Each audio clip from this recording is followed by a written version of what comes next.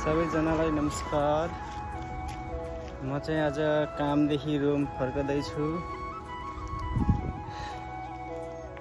मेरो रुम चाहिँ यता हो, यो पारी हो, अनि मैले काम गर्ने चाहिँ यता हो।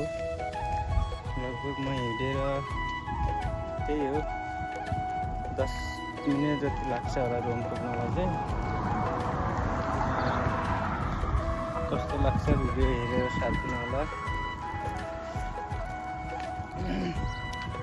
अहिले चाहिँ हावा चलिरहेको छ, घाम चाहिँ लागेको छैन। अहिले चाहिँ एकदम बादल जस्तो गरिरहेछ नि।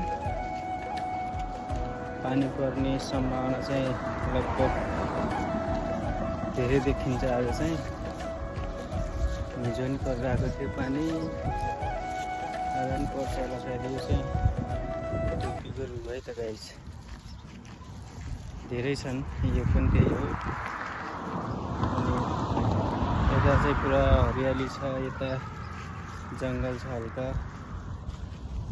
राम्रै छ जोस। ल है त गाइस, भिडियो कस्तो लाग्छ हेरेर साथ दिनु होला।